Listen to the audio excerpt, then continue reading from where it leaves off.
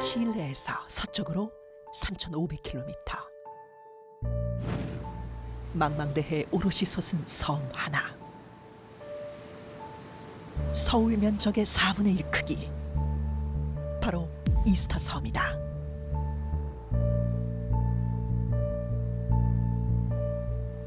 이곳에는 인류가 수수께끼를 풀지 못한 불가사의한 석상이 잠들어 있는데, 높이 수십 미터, 최고 무게 80톤에 달하는 거대한 모아이 석상. 모아이 석상 유명하죠. 대체 누가 어떻게 이 수많은 석상들을 세웠는지는 아직까지 의문으로 남아있다. 인간의 모습과 너무나 닮아있지만 괴이하고 무섭게 느껴지는 세계 곳곳의 미스터리한 석상들, 그리고 마치 살아있기라도 한 듯 눈을 깜빡이고 진짜 눈물인데요? 눈물을 흘리는가 하면 눈물. 심지어 피눈물을 보이기까지 하는데, 끊임없이 목격되는 석상들의 피, 땀, 그리고 눈물. 너무 많이 흘리네. 대체 어떻게 이런 일이 가능한 것일까? 그런데 이 많은 석상 중에 가장 미스터리한 석상이 있었으니 1995년 9월 인도의 수도 뉴델리에서 놀라운 일이 벌어졌다.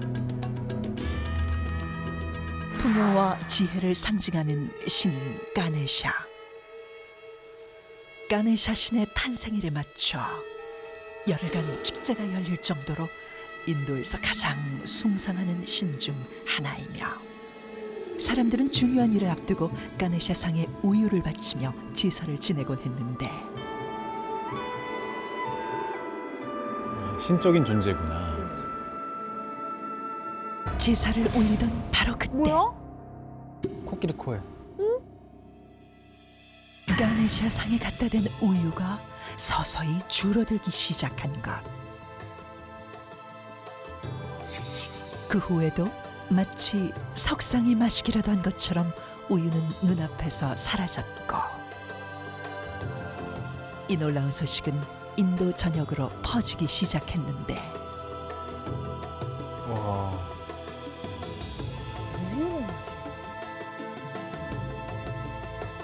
소를 숭상하는 힌두교에서는 우유 역시 신성한 액체로 여겼고, 때문에 가네샤 상이 우유를 마시는 기적과도 같은 이 현상을 사람들은 밀크 미라클이라 불렀다.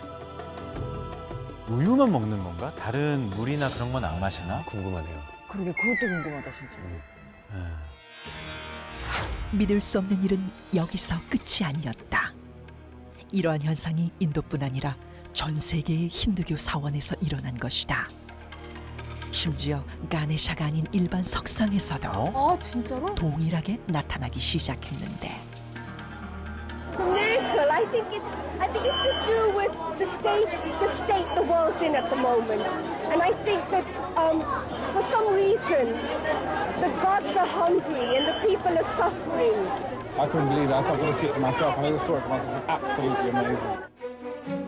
영국, 미국, 캐나다, 그리고 홍콩에 이르기까지 그 수만 20곳이 훌쩍 넘었고, 이러한 현상은 2달가량 이어지다 서서히 모습을 감추었다. 한시적으로만 저런 현상이 있었네. 그런데 11년 후 또다시 인도를 포함해 세계 곳곳의 석상에서 똑같은 일이 발생하기 이번엔 시작했다. 다른 석상이네요.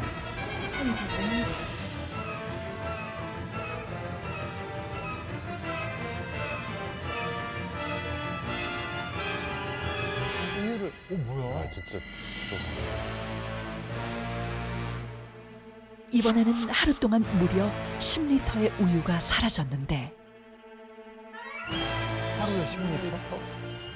10리터는 굉장히 많은 양인데? 살아있는 듯이 우유를 마시고 피와 땀을 흘리는 석상들. 과연 신이 보여준 신비한 기적일까? 아니면 인간의 상상력이 만들어낸 허구인 것일까? 작가님, 화학적으로 어떻게 이게 증명이 될까요? 화학이라면 상당히 간단하게 아는 부분을 설명할 수 있습니다. 일단 쉬운 거부터. 뭐죠? 쉽지만 강한 거부터. 어. 피눈물 한번 설명해 보겠습니다. 너무 궁금. 피눈물 한번 설명해 보겠습니다. 너무 궁금해. 일단 여러분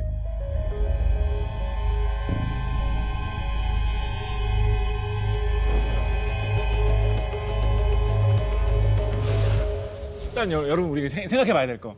이게 피눈물이라는 것이 진짜 피겠느냐를 한번 생각해 보세요.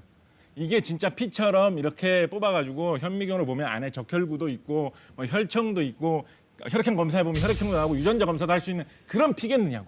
인형 같은 데서 나오는 피눈물, 그런 피눈물을 모아가지고 예를 들어서 선짓국을 끓일 수 있겠냐고. 너무 맛이 자. 입맛이 뚝 떨어지네요.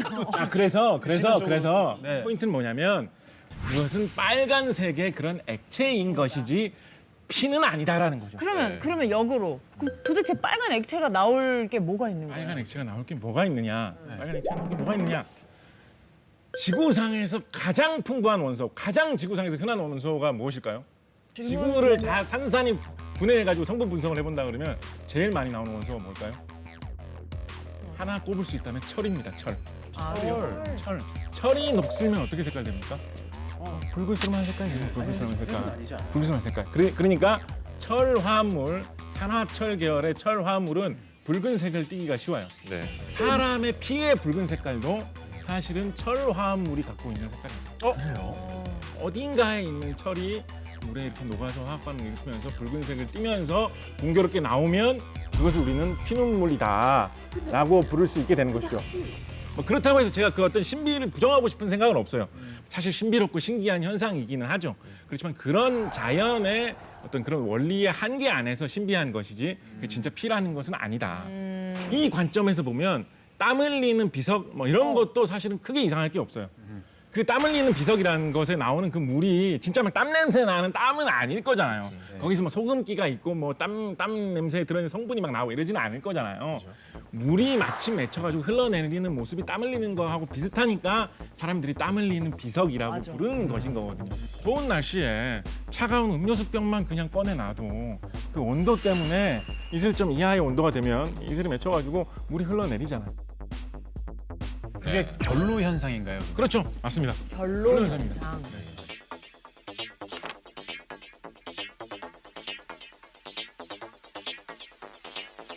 그러니까 마침 주변에 어느 정도의 습도가 갖추어져 있고 비석이 유독 차가우게 될 수 있는 재질이라고 한다면 거기에 물방울이 맺혀서 흘러내린 건 사실 이상할 게 없죠.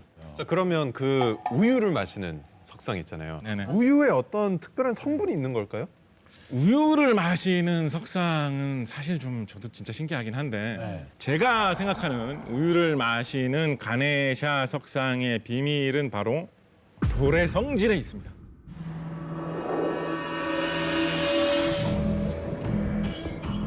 여러분 그 욕실에서 사용하는 매트, 발 닦는 매트 중에 이렇게 천으로 돼 있는 거 말고 이렇게 돌 비슷하게 돼 있는 거 그런 거 한번 보신 적 있으십니까? 물 흡수 엄청 물 잘하는. 흡수 잘하는 돌. 예. 그게 바로 규조토라는 것을 이용해서 만든 매트예요. 규조토? 약간 리조토 규조토라는 게 뭐냐면 같기도 규조류라는 게 있거든요. 아, 리조또요? 아, 저도 리조또로 들었어요. 규조라는 생물이 있는데 이제 우리 바다를 떠다니는 미생물 같은 것인데 이게 별로 희귀한 게 아니거든요. 널려 있는 거예요. 아주 흔한 건데 보이지 않는 미생물 정도인데 껍데기 부분이 약간 유리 같은 그런 재질로 돼 있어요. 그거를 모아가지고 만든 것이 물을 흡수를 굉장히 잘하는 재질의 돌인 규조토 재질의 발닦개 이런 거거든요. 그래서 아마도 그와 비슷한 그런 재질로 되어 있는 석상이라면 물을 충분히 잘 흡수할 수 있지 않을까 짐작해봅니다. 화학자로서 추측했을 때 석상에 사용된 암석이 물을 흡수하는 성질을 갖고 있는 암석일 것이다. 그렇습니다. 그래서 뭐 이것을 이런 식으로 뭐 돌이 굉장히 물기를 잘 흡수한다. 그래서 뭐 신기하다, 기적이다. 뭐 이렇게 하고 넘어갈 수도 있지만 과학자들은 규쇼토 이런 거 역이용해가지고 우리 생활에 여러 곳에 많이 사용하기도 합니다. 예. 우리 뭐 가장 요즘에 친숙하다 할 만한 거 하나 말씀드린다면 Light it up like 다이너마이트. 다이너마이트. 예. 다이너마이트. 원래 옛날에 다이너마이트 재료는 화약을 만들었을 때 재료가 액체였어요.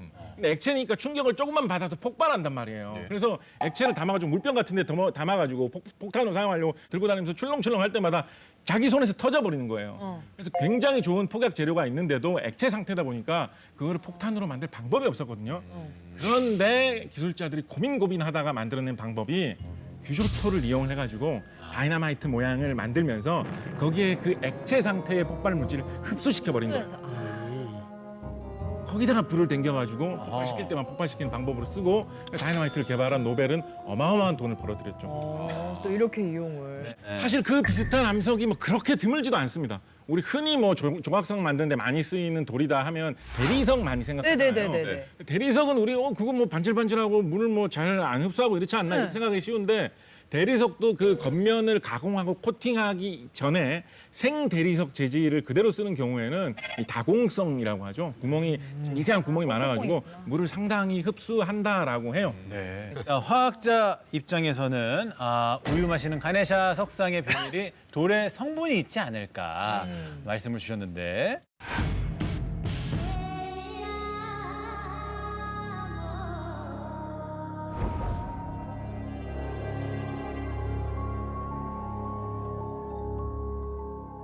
근데 우리가 그 발매트에 물기를 닦는 것처럼 석상이 우유를 그대로 흡수를 하는 것 같진 않아요. 네. 예, 그러니까 영상을 보니까 우유 담은 숟가락을 코 밑에 주잖아요. 맞아요. 예, 그러니까 마치 우유가 코를 따고 이렇게 거꾸로 올라가는 듯한 그런 느낌이었는데 이건 어떻게 설명이 되는 건지 궁금합니다. 혹시 이번에는 물리학 입장에서 말씀을 부탁드려도 될까요?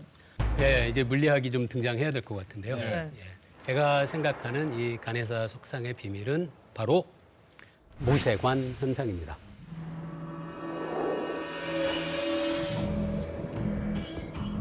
모세 혈관은 저희가 알고 있는데 예, 사실 맞아요. 비슷한 얘기입니다. 모세라는 게 이렇게 작은 관을 이야기하는 거거든요. 그 우리 주변에 볼 수 있는 다양한 예가 있는데 그 중에 하나가 식물은 땅 속에 있는 물을 자기 입까지 끌어올릴 수 있을까 생각해 볼 수 있잖아요. 그게 바로 모세관 현상을 이용하는 건데요. 모세관 현상이라는 게 아주 가는 관이 있으면은 그 관 안에 담겨 있는 액체에 작용하는 그 물리적인 힘이 두 가지가 있거든요. 하나는 중력은 아래로 내려가도록 할 거고요. 네. 그 다음에 관의 표면에 물이 붙고 싶어 하거든요. 물이 그 응집력 때문에 그래요. 물 분자들 사이에. 그러면 이 내려가려고 하는 중력에 비해서 위 방향을 향하는 관에 붙으려고 하는 힘이 강해지면 그러면 물이 거꾸로 올라가는 걸 볼 수 있어요. 그러면 가네샤 석상 안에도 물관처럼 관이 있는 건가요? 그거는 아닐 것 같은데요. 아까 그 곽재식 작가님이 하신 이야기랑 비슷할 수 있는데 가네사 석상 안에 아마도 굉장히 많은 균열들이 있을 거예요. 그럼 그 균열들이 연결돼서 마치 가네사 석상 안에 모세관이 있는 것처럼 그렇게 작동할 수 있는 거죠. 그럼 저는 궁금한 게 이게 모세관 현상 때문이라면 굳이 우유가 아니고 뭐 물이나 그러게요. 주스나 이런 것도 다 가능하다는 게 아닌가. 네. 네, 물도 가능해요. 물과 우유 모두 다 물방울을 떨어뜨리고 그거를 뒤집어도 작은 물방울은 매달려 있잖아요. 그게 이제 물방울이 물체에 붙어 있는 부착력 같은 게 있는 거죠. 그래서 그 부착력이 있다면 모세관 현상이 항상 가능해요. 왜 하필 우유를 먹였냐 생각해보면 어느 정도 문화적인 뭐 그런 식으로 접근해 볼 수 있을 것 같아요. 맞아요. 원래 뭐 힌두교 자체에서 뭐 소의 젖 이런 걸 좀 중시하기도 하거니와 소 자체를 또 중시하는 그런 경향이 신성시하죠. 있잖아요. 뭐 우리나라에서는 이제 옛날 토속적인 문화에 보면 기도할 때 이럴 때 뭐 깨끗한 물을 떠다 놓고 빈다라거나 성화수 한다면 같아. 예. 인도 사람들이 이렇게 우유를 잘 이렇게 드리는 그런 문화가 있다 보니까 아마 우유로 주로 저런 일을 했을 것이고 그러다 보니까 아마 저런 모습이 포착되지 않았나 뭐 이렇게 생각해 봅니다. 아니 근데 왜냐면 저분들한테 이제 종교고 굉장히 신성시하는 석상인데 거기다가 비눗물하고 그러진 않을 것 같아요. 그렇죠, 그렇죠. 네. 또 이 모세관 현상은 일상생활에서도 보통 아주 쉽게 접할 수 있는데 여러분들 그 커피에 비스켓 찍어 먹는 거 좋아하세요? 어우, 맛있죠. 너무 맛있어요. 그건 못 참지. 쿠키에 우유 찍어 먹고. 그렇죠. 맞아요. 커피에 우유 찍어 먹고 이런 비스켓을 커피에 담갔다 빼는 것도 이런 일종의 모세관 현상에 하거든요. 적셔지니까 얘네가 스며들면서 아, 모세관 현상이군. 과자 내부, 그러니까 비스킷 내부에는 수많은 통로하고 구멍이 이렇게 연결이 되어 있는데 그 통로가 일정하게 관 형태로 되어 있는 게 아니라 아주 복잡한 구조로 망처럼 이렇게 형성이 되어 있다 그래요. 그래서 비스킷을 커피에 담그면은 커피의 부착력 때문에 내부 구멍을 따라 움직이고 그렇게 돼서 커피에 이제 스며드는 거죠. 모세관 현상이 굉장히 많네요. 그러게요. 일상에. 이렇게 실생활 예를 들어주시니까 이해가 네. 쏙쏙 되는데 그럼 강 박사님 지금 말씀에 의하면 모세관 현상으로 지금 규정을 하시는 건가요? 아니면 또 다른 쪽으로도 생각을 하시는 거예요? 또 다른 가설이 있습니다. 제가 생각하는 가설은 바로 사이펀 효과입니다.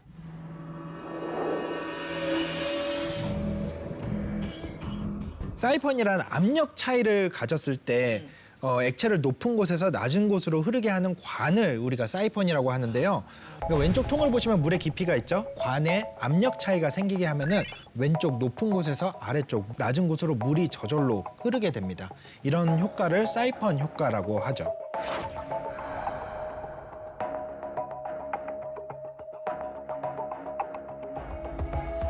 제 기억이 맞다면 어떤 영상에서 저런 거 처음에 저렇게 꽂아 놓으면 안 흐르다가 입을 한번 쪽 빨아주면 그때부터 시작돼요. 그러니까 입으로 쪽 빠는 현상이 관 자체의 압력 차이를 생기게 하는 현상이거든요. 입으로 쪽 빨면은 관의 압력이 낮아지면서.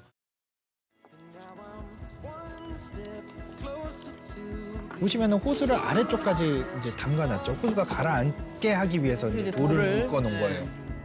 쭉 빨아들이는 거는 압력 차이를 생기게 하는 거죠. 야, 멋있다. 한 번 나오기 시작하면은 물은 계속 나오기 시작해요.